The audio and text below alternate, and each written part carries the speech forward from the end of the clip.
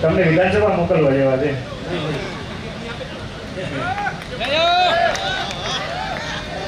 તમારી નોકરી ઉપર ખતરો ઉભો થશે. ના ના બને.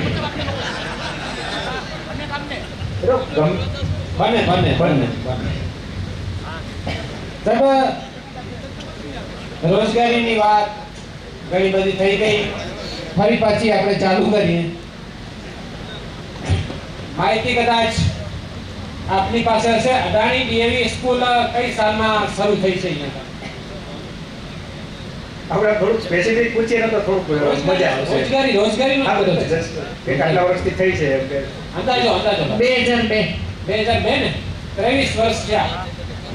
એમાં સાહેબ છોકરો નાનો હોય ને ત્યારે 60-65-70,000 રૂપિયા ભરી અને અહીંયાની અભણ પ્રજા એવું વિચારતી હતી કે આપણા છોકરાઓ ઇંગ્લિશ મીડિયમની અંદર જશે અને એમનું ભવિષ્ય ઉજળું બનશે. અને અત્યારે કંપની આવી છે તો એ કંપની જે પોતે બનાવે છે એ જ કંપની આપણા બાળકોને અહીંયા રાખશે અને સારી નોકરી આપશે. એવા ઉદ્દેશ્યથી નાના બાળકોને જે ટેવાયેલા પણ નહોતા શહેરના બાળકોની જેમ કે બસો ભરીને અમે દરેક ગામડાઓમાંથી મોકલ્યા બાળકોને. એમાં લાખો રૂપિયા સાહેબ ખર્ચ કર્યો બાળકોને ભણાવવા માટેનો. એમણે જે નિયમ હશે એના એ પ્રમાણે ફી વસૂલી 22 વર્ષની અંદર એમની જે જરૂરિયાત હતી એવા કેટલા છોકરાઓ એમાંથી એ સ્કૂલમાંથી બહાર નીકળ્યા અને એ કેટલા છોકરાઓને એમણે નોકરી આપી છે. આ પ્રશ્ન બાળ મંદિરથી શરૂ કરીએ તો 18 વર્ષ બાળકને ભણવામાં થાય એ હિસાબે 4 થી 5 બેચ 11 અને 12 ધોરણ ભણ્યા પછી બહાર નીકળી છે. અને ઘણા બધા એવા બાળકો છે, હું તમને આખો ટ્રેક રેકોર્ડ આપીશ કે જે મેડિકલમાં ગયા છે. આપણી ઘડવી દીકરી પણ 3-4 દીકરી એવી છે કે જે મેડિકલમાં છે, ફિઝિયોથેરાપીમાં છે. લગભગ 24 જેટલા બાળકો જે છે એ મેડિકલની લાઈનમાં છે. લગભગ એન્જિનિયરિંગમાં ગયા હોય એવા ટોટલ આપણા લોકલમાંથી બરાબર 56 જેટલા વિદ્યાર્થીઓ છે કે જે એન્જિનિયરિંગમાં ગયા છે. અને અમે તમને આખો ડેટા આપીશું. ઘણા બધા બાળકો એવા છે કે આપણી સાથે ઉત્થાન સહાયકમાં પણ છે, ડીએવીમાંથી ભણેલા છે. બેના આપણી માંગ શું હતી અહીંયાની?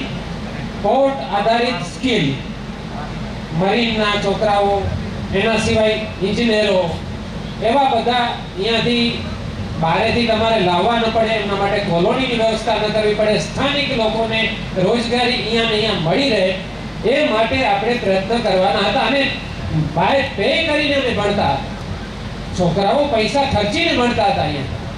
એવા છોકરાઓને આપણે બહારે કહીએ છીએ મેડિકલમાં. અત્યારે આપણી કઈ હોસ્પિટલમાં છે? બધા બહારે છે મોટા ભાગની. આપણે અહીંયા 80 ની અંદર કે અન્ય અદાણીના જે યુનિટ ચાલુ છે, પાવર પ્લાન્ટ હોય કે અન્ય યુનિટ, એની અંદર કેટલા જણા છે જે ડીએવીમાંથી અહીંયા અત્યારે નોકરી કરતા હોય? એ હું તમને આખો રેકોર્ડ આપીશ. અને અત્યારે એવું છે કે 4 જ બેચ એવી છે કે જે 12th ભણીને બહાર નીકળી છે. તમે સમજો, જે સ્કૂલને 22 વર્ષ પૂરા થયા હોય એનું એક સ્ટાન્ડર્ડ વધીને 12 ધોરણ સુધી ગયું એટલે 18 વર્ષ લાગે એક સાયકલ પૂરી થતા. નહીં, આ તમે સ્વીકારો.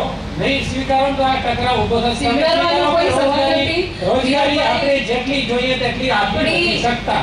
આપણા એ અમે આપી નથી શકતા. એટલા માટે નથી આપી શકતા કે લોકો આર્ટ્સ અને કોમર્સ જ લે છે. અમે કેટલી જગ્યાએ વર્કશોપ કરીએ છીએ, એપ્ટિટ્યુડ ટેસ્ટ કરીએ છીએ, પણ બાજુવાળો ફ્રેન્ડ જો આર્ટ્સ લેતો હોય તો પોતે પણ આર્ટ્સ લઈ લે છે. કે અદાણી વિદ્યા મંદિર અમારી સ્કૂલ છે, અહીંની લોકલ સ્કૂલ છે, ત્યાં અમે કમ્પલસરી એ લોકોને કહીએ છીએ કે ક્યાં તો ડિપ્લોમામાં જાઓ, ક્યાં તો ડિગ્રી એન્જિનિયરિંગમાં જાઓ.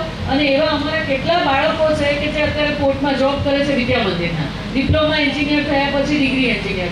3 વાર મેં કોશિશ કરી છે મેકેનિકલ એન્જિનિયરની. આપની સ્કૂલનો વિદ્યાર્થી, હું નામ નહીં લઉં, 3 વાર મેં ટ્રાય કરી છે. બધાને મેં મેલ કરાવ્યા, મેસેજ કરાવ્યા. અત્યાર સુધી ઘણા બધા મેકેનિકલ એન્જિનિયરો અહીંયા નોકરી કરે છે, પણ અહીંયા જે તમે આઉટસોર્સ કરી અને બહારની કંપનીઓને જે કામ સોંપી દીધું છે એ લોકોની નિયત પૂરેપૂરી કચ્છની વિરુદ્ધ છે. અને એ લોકો એવું જ ઈચ્છે છે કે અહીંયાનો લોકલ કોઈ અહીંયા આવે નહીં આપણી પાસે. જો આના ઉપર તમારો નિયંત્રણ ન હોય તો રોજગારીમાં તમે બિલકુલ સાહેબ, આપણે જે મુખ્ય પ્રશ્ન છે કે સ્થાનિક નહીં, મતલબ જે સારાંશ કહી દઉં, આપણી જે રજૂઆત છે કે સ્થાનિક લોકોને પ્રથમ તક મળવી જોઈએ રોજગારીની, તો એ શૈક્ષણિક લાયકાતના અનુરૂપ શૈક્ષણિક લાયકાતના આધારે આપ સ્થાનિક લોકોને એ લાયકાત પ્રમાણે આપ પહેલી પ્રેફરન્સ આપો, એ એમની રજૂઆત છે. એ આમાં મિનિટાઈઝ કરી દઈએ છીએ અને આપ એ પ્રમાણે એમને મતલબ પ્રત્યુત્તર કરજો. એમાં સાહેબ આ કોઈ આંકડા મારા નથી. અત્યારે ગુજરાત વિધાનસભાની અંદર આ આંકડા બહાર આવ્યા છે. ગુજરાત વિધાનસભાની અંદર, બરોબર ને? એટલે આ ગંભીર પ્રશ્ન છે અહીંયા કને સ્થાનિકો માટે. ભલે 4 જણાને એ લોકો અહીંયા કને પે કરીને લાવ્યા ની બોલી ગયા કે 60,000 પગાર મળે છે, બાકી બધા જાણે છે શું પરિસ્થિતિ છે.